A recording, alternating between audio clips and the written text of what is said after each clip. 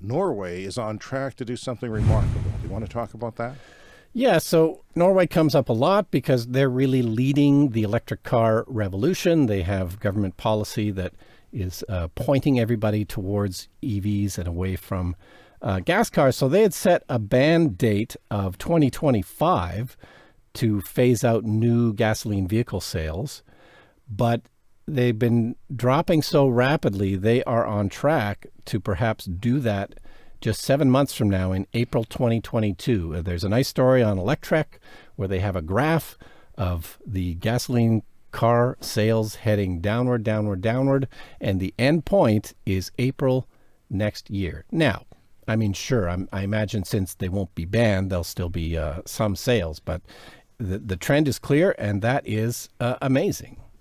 So much of the public perception is that electric cars can't work. They can't work in cold climates.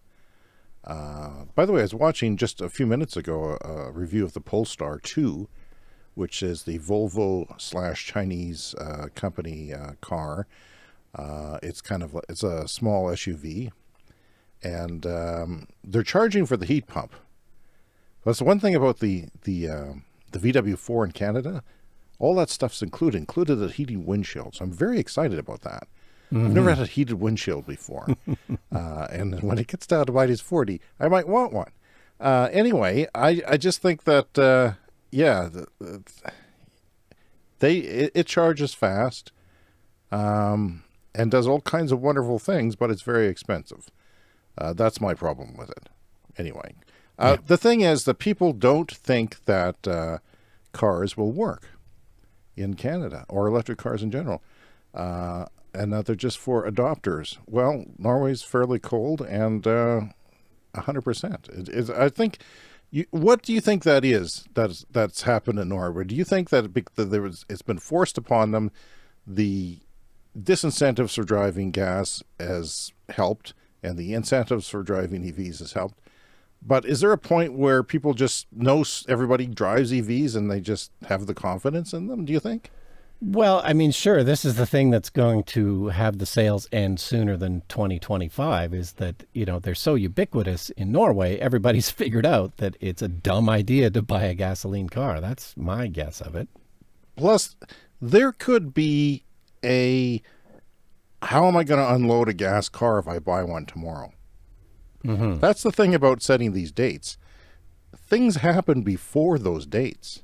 People don't realize that.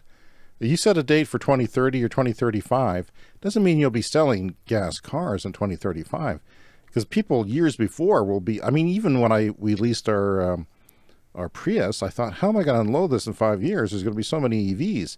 Well, they're just not making very many of them, and that's frustrating. Yeah. They're not making very many EVs. And I will say that figure in Norway does include plug-in hybrids, so it is, slightly misleading perhaps. But still a big deal. But still, yes, you can't really say too many bad things about plug-in hybrids when it comes to the earth, because people will mostly be driving on electricity for their commutes, and road trips and some winter weather will kick on the gas engine. But for the most part, there's going to be electric miles, and of course, they've got lots of clean power in Norway that we don't necessarily have where you and I live, do we? Yes, and although it's partly a penance on Norway's part because they do an awful lot of oil drilling and oil exporting, but they have been careful to offset that by these moves into clean transportation. The Clean Energy Show with Brian Stockton and James Whittingham.